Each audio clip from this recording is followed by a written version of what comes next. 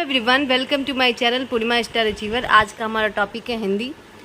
आज हम लोग यूपी पुलिस का जो एग्ज़ाम होने वाला है उससे संबंधित हिंदी के कुछ क्वेश्चनों को सॉल्व करेंगे।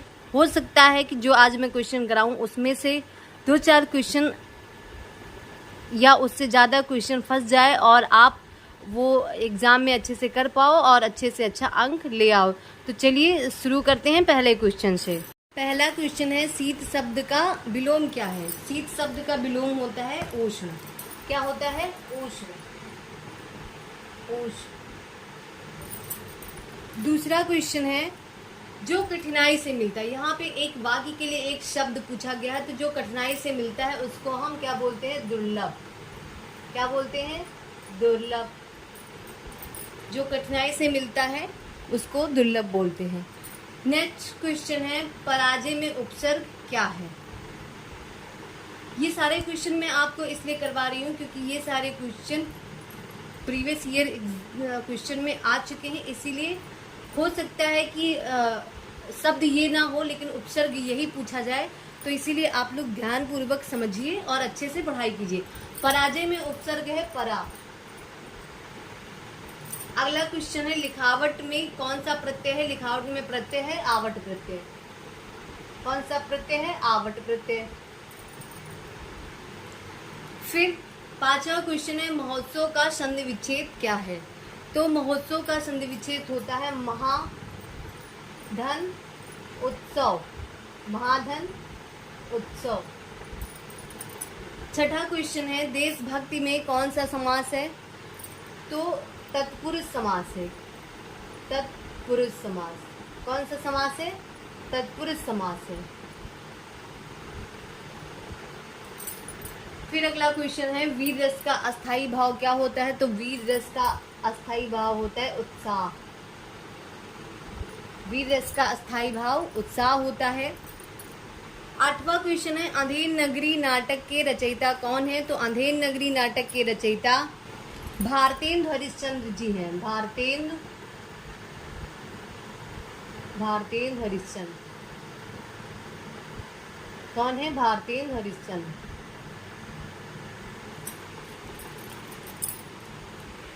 शीत शब्द का विलोम क्या है? उष्ण होता है। जो कठिनाई से मिलता है उसको हम दुर्लभ बोलते हैं। पराजय में उपसर्ग है परा। लिखावट में प्रत्यय है आवट। महोत्सव का संधि विच्छेद है महाधन उत्सव। देशभक्ति में समास है तत्पुरुष समास। वीर रस का स्थायी भाव होता है उत्साह। और अंधेर नगरी नाटक के रचयिता हैं भारतेंदु हरिश्चंद्र। चलिए आगे बढ़ते हैं और नवा क्वेश्चन क्या है ये जानते हैं। सत्यार्थ प्रकाश के लेखक कौन है? तो सत्यार्थ प्रकाश के लेखक हैं दयानंद सरस्वती। दयानंद सरस्वती सत्यार्थ प्रकाश के लेखक हैं दयानंद सरस्वती। फिर 10वां क्वेश्चन है, कामायनी के रचनाकार कौन है? तो कामायनी के रचनाकार है जयशंकर प्रसाद। जयशंकर प्रसाद। कामायनी के रचनाकार है जयशंकर प्रसाद। फिर अगला क्वेश्चन है, गोदान किसका उपन्यास है? तो गोदान मुंशी प्रेमचंद्र का उपन्यास है। मुंशी प्रेमचंद। गोदान जो है वो मुंशी प्रेमचंद जी का उपन्यास है। 12वां क्वेश्चन है, शाह का उच्चारण स्थान क्या है? ये शाह जो दिया हुआ है इसका उच्चारण स्थान क्या है? तो इसको बोलते हैं तालब विशा। इसको क्या बोलते हैं? तालब विशा। और इसका उच्चारण स्थान जो होता है वो होता है ताल। तालब विशा का उच्चारण स्थान ताल होता है। फिर नेक्स्ट क्वेश्चन है, सदैव में संधि है। तो सदैव में कौन सी संधि है? वृद्धि संधि। वृद्धि संधि। ये ट्रिक हमेशा याद रखिएगा कि अगर डबल मात्रा है तो वहां पे वृद्धि संधि होगी जरूर। अगर डबल मात्रा है तो वृद्धि संधि, अगर यहाँ पे एक सिंगल मात्रा होती तो वहां पे गुण संधि होगी। तो ये ट्रिक हमेशा याद रखिए क्योंकि जरूरी नहीं है कि सदैव ही पूछ लिया जाए। हो सकता है कोई दूसरा शब्द यहाँ पे दिया हो सकता है वृद्धि संधि ना पूछकर गुण संधि पूछ ले, तो वो चीज़ें आपको अच्छे से पता होनी चाहिए। तो हमेशा याद रखिए कि अगर डबल मात्रा है तो वृद्धि संधि होगी, अगर एक मात्रा है तो वहाँ पे गुण संधि होगा। तो सदैव में संधि है वृद्धि संधि। फिर 14वां क्वेश्चन है, प्रत्येक में उपसर्ग है। प्रत्येक में कौन सा उपसर्ग है? तो प्रति उपसर्ग है। फिर 15वां क्वेश्चन है, यामा किसकी रचना है? तो यामा महादेवी वर्मा की रचना है। किसकी रचना है? महादेवी वर्मा का। यामा किसकी रचना है? महादेवी वर्मा। त्याग प्रकाश के लेखक कौन है? स्वामी दयानंद सरस्वती। कामायनी के रचनाकार हैं जयशंकर प्रसाद। गोदान किसका उपन्यास है? मुंशी प्रेमचंद्र का। तालव्य श का उच्चारण स्थान है तालु। अगला क्वेश्चन है, सदैव में संधि है तो वो वृद्धि संधि है।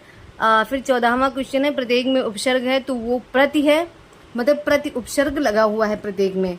फिर 15वां क्वेश्चन है, यामा किसकी रचना है? तो यामा महादेवी वर्मा की रचना है। 16वां क्वेश्चन है, उर्वशी के रचनाकार कौन है? तो उर्वशी किसकी रचना है? तो रामधारी सिंह दिनकर। रामधारी सिंह दिनकर।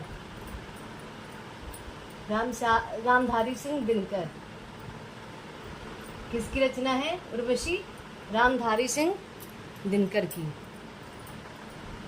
फिर है, का उच्चारण स्थान क्या है? 17वां क्वेश्चन है, का उच्चारण स्थान क्या है? तो का उच्चारण स्थान कंठ होता है। क्या होता है? कंठ। 18वां क्वेश्चन है, कितनी नाव में कितनी बार किसकी रचना है? तो वो अज्ञेय जी की। किसकी रचना है? अज्ञेय जी की।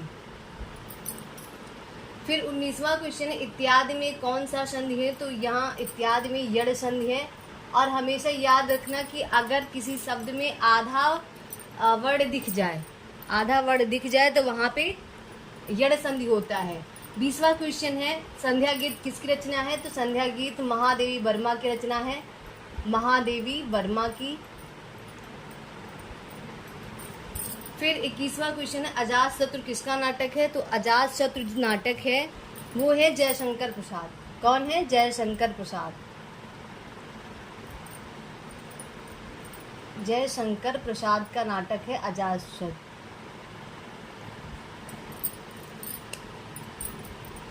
उर्वशी के रचनाकार कौन है? रामधारी सिंह दिनकर। का उच्चारण स्थान क्या है? तो कंठ है। कितनी नाव में कितनी बार किसकी रचना है? तो अज्ञेय जी की है। 19वां क्वेश्चन है, इत्यादि में कौन सी संधि है? तो यड़ संधि है। और अभी भी मैंने बताया कि जैसे अगर किसी शब्द में आधा वर्ड दिख जाए तो वहां पे आप यड़ संधि टिक कर दीजिए, कभी आपका आंसर गलत नहीं होगा। फिर 20वां क्वेश्चन है, संध्या गीत किसकी रचना है? तो संध्या गीत महादेवी वर्मा जी की रचना है। अजातशत्रु किसका नाटक है? तो अजातशत्रु जयशंकर प्रसाद जी का नाटक है। 22वां क्वेश्चन है, हुंकार किसकी रचना है? तो हुंकार रामधारी सिंह दिनकर की रचना है। किसकी रचना है? रामधारी सिंह दिनकर। रामधारी सिंह दिनकर की रचना है। फिर अगला क्वेश्चन है, गुनाहों का देवता किसकी रचना है? तो गुनाहों की देवता धर्मवीर भारती। किसकी रचना है? धर्मवीर भारती। धर्मवीर भारती की रचना है। फिर 24वां क्वेश्चन है, नीरजा किसकी रचना है? तो नीरजा महादेवी वर्मा। नीरजा किसकी रचना है? महादेवी वर्मा की। अगला क्वेश्चन है, पा का उच्चारण स्थान क्या होता है? तो पा का उच्चारण स्थान ओष्ठ होता है। मतलब पा को हम किसकी सहायता से बोलते हैं? होंठ के सहायता से। 26वां क्वेश्चन है, रामचरितमानस किसकी रचना है? तो तुलसीदास की रचना है। गोस्वामी तुलसीदास जी की रचना है रामचरितमानस। 27वां क्वेश्चन है, दिन रात में कौन सा समास है? तो दिन रात में द्वंद्व समास है। कौन सा समास है? द्वंद्व समास। फिर अगला क्वेश्चन है, कौन से वर्ण अर्ध स्वर होते हैं? तो या और वा। ये जो हिंदी वर्णमाला में या और वा, ये दो वर्ड ऐसे हैं जो उनको हम अर्ध स्वर कहते हैं। फिर 29वां क्वेश्चन है, जानकी मंगल के रचनाकार कौन है? तो गोस्वामी तुलसीदास। गोस्वामी तुलसीदास जानकी मंगल के रचनाकार हैं। 30वां क्वेश्चन है, स्कंद गुप्त के लेखक कौन है? स्कंद गुप्त के लेखक है जयशंकर प्रसाद। कौन है? जयशंकर प्रसाद। जयशंकर प्रसाद।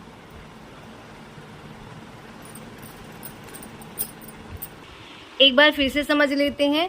हुंकार किसकी रचना है? रामधारी सिंह दिनकर की। गुनाहों का देवता किसकी रचना है? धर्मवीर भारती की। नीरजा किसकी रचना है? महादेवी वर्मा की। पा का उच्चारण स्थान क्या होता है? तो पा का उच्चारण स्थान ओष्ठ होता है, मतलब होंठ की सहायता से हम पा वर्ड को बोलते हैं।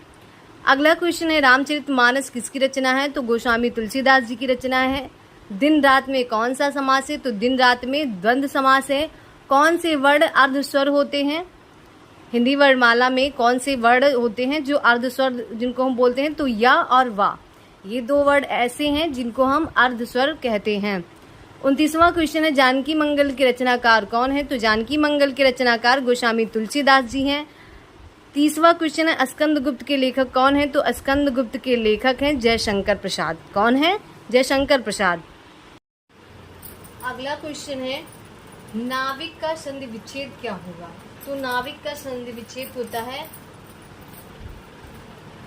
9 धन 1। क्या हो जाएगा? 9 धन 1, नाविक। अगला क्वेश्चन है, पंकज में कौन सा समास है? तो पंकज में बहुव्रीहि समास है। कौन सा समास है? बहुव्रीहि समास है। प्रश्न नंबर 33 है, भक्तमाल किसकी रचना है? तो भक्तमाल है नाभादास की रचना। किसकी रचना है? नाभादास की रचना है। ये सारे क्वेश्चन वही हैं जो आपके पिछले वर्ष परीक्षा में पूछे जा चुके हैं, मतलब प्रीवियस ईयर क्वेश्चंस मैं आप सभी को करवा रही हूँ कि अगर इससे संबंधित प्रश्न आ जाए तो आप अच्छे से अपने एग्जाम में सॉल्व कर पाओ क्वेश्चन को और एकदम सटीक आंसर करके आओ, जिससे आपको पूरा का पूरा नंबर मिल जाए। अगला क्वेश्चन है, करुण रस का स्थायी भाव क्या है? तो करुण रस का स्थायी भाव होता है शोक। करुण रस का स्थायी भाव होता है शोक। 35वां क्वेश्चन है, वर्णों के समुदाय को क्या कहते हैं? वर्णों के समुदाय को हम बोलते हैं वर्णमाला।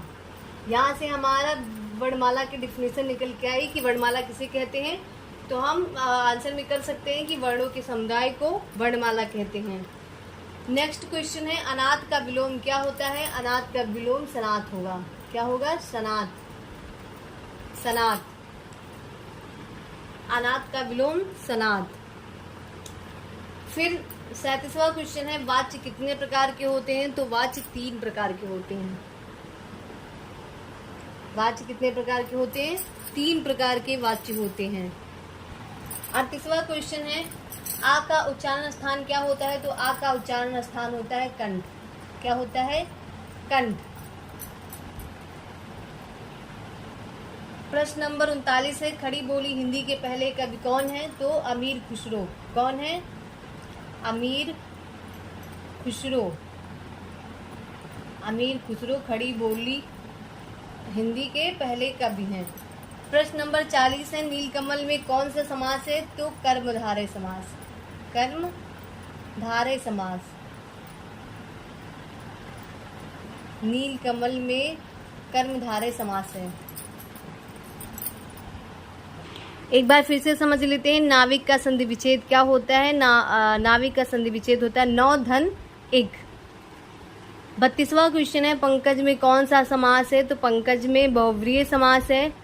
अगला क्वेश्चन है, भक्तमाल किसकी रचना है? तो भक्तमाल नाभादास की रचना है। करुण रस का स्थायी भाव क्या होता है? करुण रस का स्थायी भाव शोक होता है। अगला क्वेश्चन है, वर्णों के समुदाय को क्या कहते हैं? तो वर्णों के समुदाय को वर्णमाला कहते हैं। यहाँ से हमें वर्णमाला का डिफिनेशन पता चल गया कि वर्णों के समुदाय को ही वर्णमाला कहते हैं। नेक्स्ट क्वेश्चन है, अनाथ का विलोम क्या होगा? तो अनाथ का विलोम सनाथ होगा। वाच्य कितने प्रकार के होते हैं? वाच्य 3 प्रकार के होते हैं। फिर अगला क्वेश्चन है, छोटा आ का उच्चारण स्थान क्या होता है? तो कंठ होता है। कंठ से उच्चारित किया जाता है आ। फिर 39 क्वेश्चन है, खड़ी बोली हिंदी के पहले कवि कौन है? तो खड़ी बोली हिंदी के पहले कवि अमीर खुसरो जी हैं। 40वां क्वेश्चन है, नीलकमल में कौन सा समास है? तो नीलकमल में कर्मधारय समास है। चलिए, अभी तक हम लोगों ने 40 क्वेश्चन आंसर को देखा। आगे बढ़ते हैं और अगला क्वेश्चन देखते हैं। प्रश्न नंबर 41 है, रसोई घर में कौन सा समास है? तो रसोई के लिए घर, यहाँ पे कौन सा समास है? तत्पुरुष समास। क्या कौन सा समास? तत्पुरुष समास। यहाँ पे तत्पुरुष समास होगा। अगला क्वेश्चन है, तिमिर का विलोम क्या होता है? तिमिर का विलोम होता है प्रकाश। तिमिर का विलोम प्रकाश होता है। प्रश्न नंबर 43 है, राष्ट्रीय में कौन सा प्रत्यय है? तो ईय प्रत्यय। कौन सा प्रत्यय? ईय प्रत्यय है। उद्घाटन का संधि विच्छेद क्या होगा? तो उद्घाटन का संधि विच्छेद उद प्लस घाटन, उद्घाटन।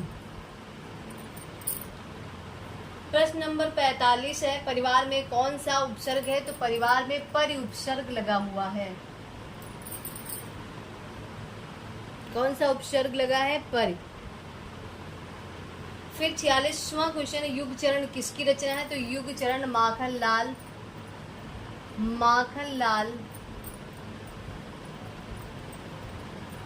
चतुर्वेदी, माखनलाल चतुर्वेदी जी की रचना है युग चरण। अगला क्वेश्चन, हिंदी की प्रथम कहानी क्या है? तो हिंदी की प्रथम कहानी इंदुमती है। इंदुमती, हिंदी की प्रथम कहानी का नाम इंदुमती है। पंच परमेश्वर किसकी रचना है? तो मुंशी प्रेमचंद, मुंशी प्रेमचंद्र की रचना है पंच परमेश्वर। पृथ्वीराज रासो किसकी रचना है? पृथ्वीराज रासो चंद्रवरदाई,